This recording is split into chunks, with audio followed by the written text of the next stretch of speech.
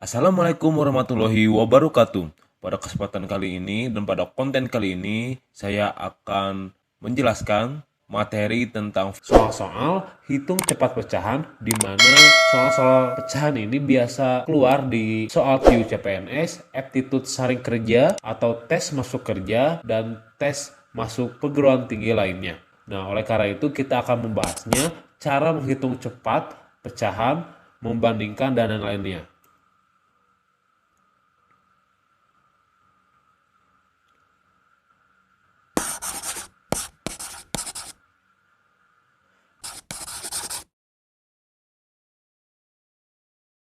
Di mana materi hitung cepat pecahan ini ada beberapa materi, yaitu hitung dan perbandingan pecahan.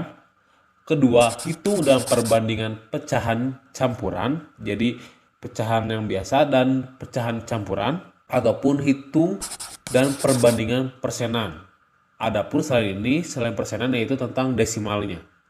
Lalu cara penyelesaiannya seperti apa sih? Nah, kita akan breakdown terlebih dahulu. 1. Ketahui cara cepat penyelesaiannya. Kedua, kerjakan operasi bilangan yang termudah dahulu. Ketiga, terus berlatih hitung cepat. Jadi ketahui cara cepat penyelesaiannya kita akan pelajari nanti di video yang akan kita bahas. Kedua, kerjakan operasi bilangan yang termudah dahulu, karena apabila kita menunda operasi yang termudah dan mengerjakan yang tersulit dulu, itu akan menghabiskan waktu, karena kita saat mengerjakan soal aptitude atau TU CPNS itu biasanya kita dikejar oleh waktu. Walaupun soalnya terlihat mudah, namun ada saja biasanya jebakan dalam soal tersebut. Maka itu kita harus mempunyai strategi mengerjakan operasi atau bahkan soal yang termudah terlebih dahulu. Yang ketiga adalah berlatih hitung cepat. Jadi apabila kita terus berlatih, kita akan terus meningkatkan kecepatan kita dalam berhitung. Lanjut saja ke contoh soalnya. Soal 1. 21/2 dikurangi 41/4 ditambah 61/6. Pada opsi jawabannya ada A 21/2, B 45/12, C 24/12, dan D 45/2. Nah, di sini ada 2 dikurangi 4 tambah 6. Apa itu? Itu adalah bilangan di depan pecahan pada soal. Pertama, 21/2 dikurangi 41/4 ditambah 61/6. Ada bilangan 2, 4, dan 6 di depan pecahan. Kita pisah dulu dari pecahannya, kita operasikan. Jadi 6 ditambah 2 sama dengan 8, dan 8 dikurangi 4 sama dengan 4. Kita harus bisa mengerjakan soal yang termudah dahulu. Apabila kita menghitung 2 dikurangi 4, kita akan biasanya memikir dulu apabila hasilnya minus. Nah, kita menghindari nilai minus dulu, jadi kita langsung tambah 6 tambah 2, 8, 8 kurangi 4 sama dengan 4. Lalu kita operasikan pecahannya, yaitu 1/2 dikurangi 1/4 ditambah 1/6. Seperti biasa, kita samakan dulu penyebutnya dari ketiga pecahan ini. Jadi 12 bagi 2 dengan 6, 6 kali 1 sama dengan 6, dikurangi 12 bagi 4, 3 dikali 1, 3, dan yang terakhir hasilnya adalah 2. Maka hasilnya adalah 5/12. Ingat, apabila hasil dari penyelesaian soal ini, pecahannya, pembilang pecahan ini lebih kecil daripada penyebutnya, kita bisa langsung menyatukannya pada bilangan yang sudah kita hitung. Jadi metode memecah pecahan dan bilangan depan pecahan ini pasti bisa berlaku pada saat bilangan atau pembilang lebih kecil daripada penyebut. Karena pada opsi jawaban kita melihat rata-rata penyebutnya lebih besar daripada pembilangnya, atau pembilangnya lebih kecil daripada penyebut. Jadi kita breakdown dulu, kita pecah dulu, kita operasikan bilangan di depannya, di depan pecahan, dan kita operasikan habis itu pecahannya baru terakhir. Nah, apabila nanti di jawabannya ada banyak yang lebih besar pembilangnya, kita bisa melakukannya dengan cara mengubah pecahan campuran ke pecahan yang biasa. Jadi seperti itu adalah cara cepatnya yang pertama. Jadi jawabannya adalah B. Baik, langsung ke soal nomor 2.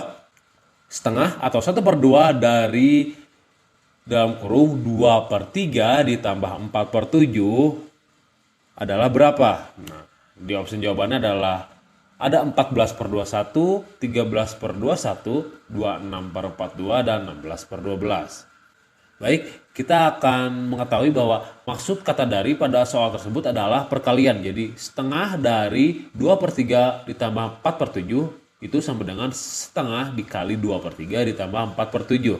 Kita lakukan metode distributif, jadi kita tidak bisa menambahkannya terlebih dahulu, dibandingkannya satu persatu karena ini adalah model distributif. Jadi setengah dikali 2 per 3 lalu setengah dikali 4 per 7.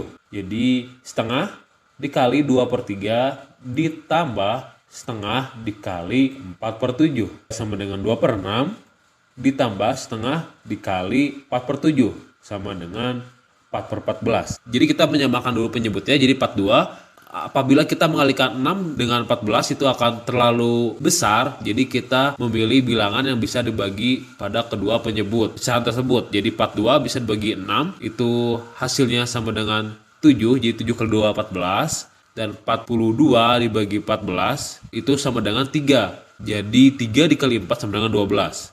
Jadi 14 ditambah 12 sama dengan 26. Jadi 26 per 42 kita sederhanakan menjadi 13 per 21. Jadi keduanya kita bagikan 2, hasilnya adalah 13 per 21. Jadi jawabannya adalah B. Lanjut ke contoh soal ketiga. 14 per 8 dibagi dengan 2 per 6 ditambah 6 per 3. Kita langsung operasikan, jadi 2 per 6 ditambah 6 per 3. Kita tambah terlebih dahulu karena ini adalah sistemnya, jadi bukan perkalian distributif lagi, jadi pembagian. Jadi beda lagi, kita operasikan dulu di dalam kurung. Kita kali silang aja. Di sini 3 kali 2 6, 6 kali 6 36, dan 6 kali 3 sama dengan 18. Jadi kita kali silang dulu awalnya, lalu penyebut kedua pecahan kita kalikan. Jadi hasilnya 42 per 18 sama dengan 7 per 3 apabila kita sederhanakan. Lalu 14 per 8 dibagi dengan 7 per 3. Nah, di sini hati-hati bahwa cara membagi pecahan itu adalah dengan mengalihkan silang, atau nanti kita akan melakukan membalikan penyebut menjadi pembilang. Baik, jadi 14 per 8 dikali 3 per 7. Sama dengan 42 per 56. Kita sederhanakan menjadi 6 per 8. Dan hasilnya adalah 3 per 4. Jadi jawabannya adalah D untuk soal nomor 3. Baik, sekarang adalah contoh soal keempat. Diketahui 4 per 8, lalu 0,65, 1 per 6, 45%, dan 1 per 3. Urutkan pecahan dari terkecil ke terbesar. Jadi ini adalah suatu perbandingan, kita dianjurkan untuk mengurutkannya dari nilai terkecil ke nilai terbesar. Cara termudah untuk mengerjakan soal ini adalah dengan melakukan operasi mengubah semuanya menjadi pecahan. Jadi kita langsung saja 4 per 8 dikali 100% sama dengan 50%. Karena 100 dikali 4 sama dengan 400. 400 bagi 8 adalah 50, jadi 50%. Lalu 0,65 dikali 100%, ini tinggal dikali aja, jadi 65%. Lalu 1 per 6 dikali 100% adalah 16,66%. Sebenarnya ini tidak terhingga ya 6-nya. Kalian bisa menghitungnya atau menulisnya 16,667 atau 16,66 saja. Lalu 45% kita biarkan.